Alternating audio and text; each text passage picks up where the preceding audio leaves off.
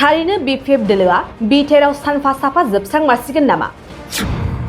BPF दोलोआ खौरांनि सिगाङाव जेब्लानिफ्राय UPPL दोलोआ गोजोनै सरकार सालायबोबाय थादों बै समनिफ्रायनो BPFआनो सरकार दाफिनसिगोन MLAफोरा मन्त्रि मोनसिगोन होननानै फोसावबोबाय थानाय समावनो BPF राजखान्थि दोलोनि बयनिख्रुइबो देरसिन खहा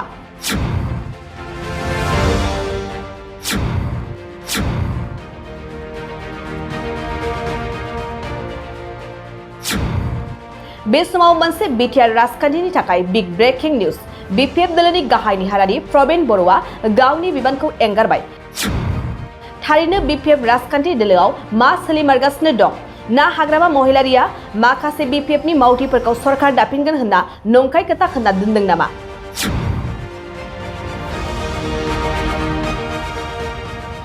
नैजिनै नं कक्लाबारि उफ्रा बिसायख'थिया सानसेनि उनावनो जासिगोन आरो बे समावनो BPF दोलोनि गाहाय नेहारारि प्रबीण बर'आ बिबान एंगारनायनि गुबै जाहोना मा? ना प्रबीण बर' बिथाङा BPF दोलोखौ नागारनानै गुबुन राजखान्थि दोलोआव हाबफैगोन? बिटिआरआव BPF दोलोआ थारैनो जोबस्रांमारसिगोन नामा? बेखौ समाजो फोरमायसिगोन।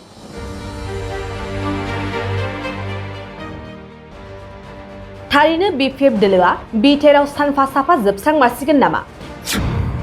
BPF दोलोआ खौरांनि सिगाङाव जेब्लानिफ्राय UPPL दोलोआ गोजोनै सरकार सालायबोबाय थादों बै समनिफ्रायनो BPFआनो सरकार दाफिनसिगोन MLAफोरा मन्त्रि मोनसिगोन होननानै फोसावबोबाय थानाय समावनो BPF राजखान्थि दोलोनि बयनिख्रुइबो देरसिन खहा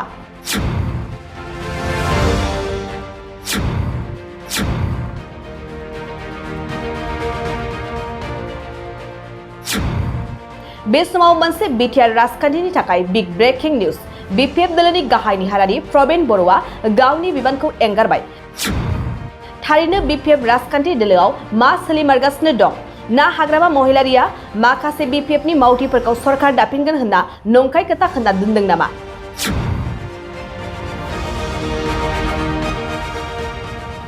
नैजिनै नं कक्लाबारि उफ्रा बिसायख'थिया सानसेनि उनावनो जासिगोन आरो बे समावनो BPF दोलोनि गाहाय नेहारारि प्रबीण बर'आ बिबान एंगारनायनि गुबै जाहोना मा? ना प्रबीण बर' बिथाङा BPF दोलोखौ नागारनानै गुबुन राजखान्थि दोलोआव हाबफैगोन? बिटिआरआव BPF दोलोआ थारैनो जोबस्रांमारसिगोन नामा? बेखौ समाजो फोरमायसिगोन। नोंथाङा सरखारि साख्रि नागिरदोंना? नोंथांनि थाखाय मोनसे गोजोनथाव खौरां। नोंथांनि थाखाय दं एडुकेट पइन्ट, जेराव नोंथाङा सोलोंथाइ लानायनि गेजेरजों सरखारि साख्रिनि गुबुन गुबुन रोखोमनि गोब्राब आनजादफोरखौ उथ्रिसारनो हागोन आरो गावनि आथिङाव गसंथानो हागोन।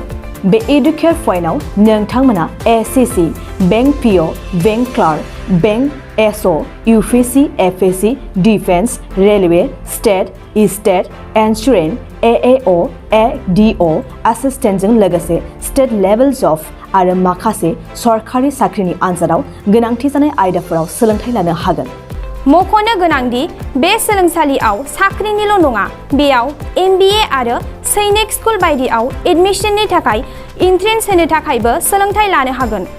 बे सोलोंसालियाव गाहाम थाखो खथानि सुबिदा दं आरो सम मथे नोंथांनि सोलोंथाइखौ बे सोलोंसालियाव होनाय जागोन। बेखौबो मिथिनांगोन दि बे एडुकेट पइन्टआव सोलोंथाइ लानानै बावैसो 2021-22 इं मायथाइनि SSC GDनि आनजादाव गासै 11 सा सोलोंसाफोरा उथ्रिसारनो हादों। बारा नङा, गासै 15,000 रांजोंनो नोंथाङा बे सोलोंसालियाव 6 दानसिम सोलोंथाइखौ लानो हागोन। बे सोलोंसालिया क'क्राझार, बरपेटा र'ड, गवालपारा आरो बङाइगावआवबो दं।